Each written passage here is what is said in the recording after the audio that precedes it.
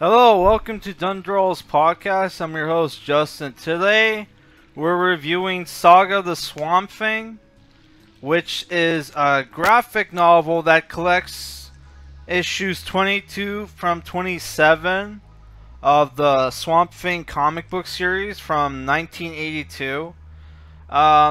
It takes place like after the original run by the creator Len Wein, right? And Alan Moore wrote it, who is the author of Watchmen and League of Extraordinary Gentlemen. The art is by Stephen R. Bissett, John Toleben, and Dan Day. This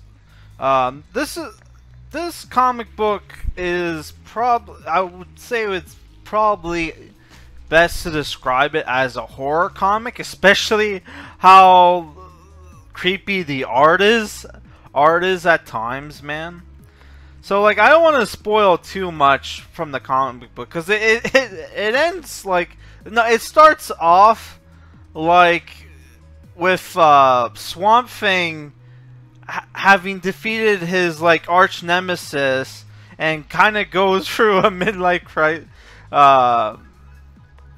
crisis kind of. And this the first issue of this book reminded me of like the Incredible Hulk, because like he gets like attacked by the military, right?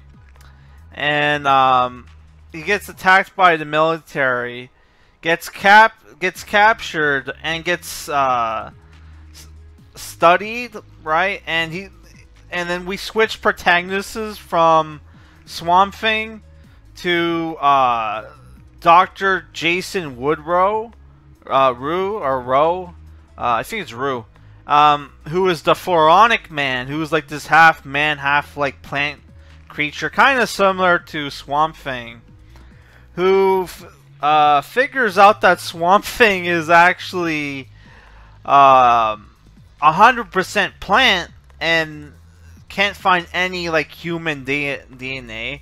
And he comes to the conclusion that Swamp Thing is actually like not a human, but like a plant that thinks it's a human, that think it's Alec Collins. Sorry for the spoiler alert. Usually when I do comic reviews, there's going to be spoilers, but I don't want to spoil too much. So like, yeah, you have this whole like midlife crisis thing going on, another midlife crisis with Swamp Thing, where he after learning this decides to become a lifeless plant, roots himself in the swamp, and him and his friends, which is Abigail Arcane, who's married to this drunken guy who has weird powers, try to get him out of it. And it's not until his friends get endangered by the Floronic Man does he come out of it, who tries to. And I really enjoyed this arc, because the comic book, it's not like this is what's cool about this series, that it's not like comic books from the times, right, where it's like single issue like stories. Here it's being told in arcs, right? So you have this arc where they set up Jason Woodrow as the villain, the Floronic Man, who was kind of like a joke, but then like after studying Swamp Thing, and after studying Swamp Thing, he becomes obsessed with the plant life, the green as he calls it, which you might recognize from like, you know, New 52, and decides to develops new powers and is threatening to kill everybody on Earth by increasing the oxygen intake. And he can also manipulate plants, make them grow at will, which is pretty cool. Even like the Alan Moore uses the Justice League to like he uses them like a hype man to hype up the Floronic Man as a threat. And if you've seen the Peacemaker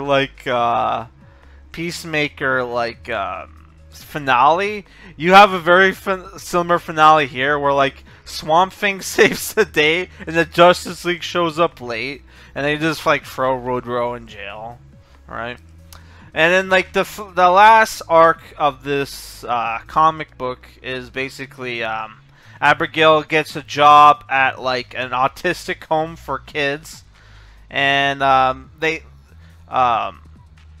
one of the kids is being not possessed, but is like the unwilling master of this demon that his parents summoned with a Ouija board, which is very similar to, if you ever watched The Exorcist, that's how they summon the demon in that. Right? And his parents were killed by it, and the demon is this shape-shifting white monkey that, like, you know, that scares people to death. And you have like cameo from Jason Blood, aka Etrigan, which I think Alan Moore, or I don't know if it was Alan Moore or Grant Morrison wrote like Etrigan comics, but like he has a cameo here, and he's pretty cool. You even get to see Swamp Thing fight Etrigan and the monkey demon, right? Though like he's supposed to rhyme everything he says, sometimes he didn't, which didn't bother me. I really enjoyed the book. It's very psychological horror, but there are some action scenes for the people who like action. Though it's if you watch the movies and like you're like or like read previous, like in more recent comics, Swamp Thing doesn't have like the flashy powers that he has in like the TV show and the movies. Here he just, well, maybe in the movies, here he just punches things and like can basically heal himself. That's all he can do. Like that's how he deals with fights. He punches things, and then like if he gets hurt, he puts himself back together. That's about it. He doesn't he can't manipulate plants like Pharaonic Man can. And though that kind of bothered me, his like how he defeats Pharaonic Man. Because it's basically, he gets his ass kicked, and then it reminded me of Western RPGs, like the isometric RPGs, where like if you can't beat like a boss, you go boss fight or whatever, you try to like you look for like you talk to them and use dialogue options, hoping that like, you know, the final boss or whatever will kill himself, and that's basically what happened here. He didn't kill himself, but like that, he defeated like the main bad guy with words when he couldn't do it with might, which kind of like come on, man, that's a bit anticlimactic, right? Yeah. But other than that, I really enjoyed the comic book. It's very atmospheric. Though like there were characters like friends of like Swamp Thing that were in the first issue that you never see again, right? In the book, which like the book is like 7 issues or whatever. Not 7 issues, like yeah, what's 22 for 27. Do the math. Yeah, which it took me a while to read. It was like it took me a while, man, and that's mostly because, you know, this was like 200 and something pages. I read this digitally on like Google Play. That's why this is an audio review and not like an on-camera review, because I physically don't own a copy of this book, and I'm not just gonna, you know, point my camera in front of the screen to show you the pages, right? The book, the digital book, yeah. So I don't know, I really enjoyed this book. I kind of wish I had a physical copy, because like trying the fucking Google Play, like trying to read the books on Google Play sucks, because like if you want to zoom in on panels and stuff, you have to do it in the options. You can't like zoom in with your mouse and shit. So it made reading this book very slow, and this is why fuck Google. I'm not buying any more shitty Google, shitty, like, you know, not shitty books, but like e-books, man, they suck. Maybe if I had a tablet, it would be different. But trying to do it on my computer, man, holy fuck, it's always suck, dude. I'm sticking to physical books from now on. Though I did like during the lockdown, I did buy a couple like e-books that I might review on the channel. I don't know, like Cyberforce Volume 1. Yeah, so if I were to give this book a rating, I would say it's an 8 out of 10. The art at times, like this is like you had like a lot of same face, which is basically just like where like basically a lot of the characters will have like this have the same face, especially the male characters, and it's like, dude, like I know that's like artistic, like that's probably because of the artist is like art style, but like come on, man, like pretty much except for people's hair color and facial hair, there were a bunch of characters of differing age that looked the same. And then there was a problem with Jason Blood.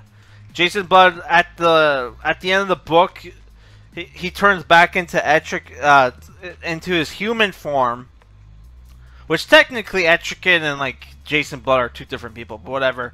And like he has black hair instead of his red and white hair, so like somebody fucked up on the inking there too. But other than that, I enjoyed the book. But if you're looking for like, you know, like a Swamp Thing book where he's constantly fighting monsters and stuff in every issue, that's not what this is. This is more of like a horror, like a slow burn horror that, like, you know, that will peak, like you'll have an action scene like maybe every like 2 or 3 issues. Yeah, so I am probably going to get the second volume, but like if I do, I'm probably going to get a physical copy, which at my local comic book shop, they were like 20 bucks a piece. So I might like head there. Alright guys, that's it for this review piece. And I'll try to post a review for the Wheel of Time series episode 1, or I'll do a reaction. I have to decide. It depends on how much trouble I have trying to watch the episode. If because it's easier to watch something if I'm doing a reaction than if I'm like going to do a review for something that bad. And I should have a book review. I'm like halfway through Dragonlance book 1, so like I should be done maybe in 2 days. So look forward to that review. All right.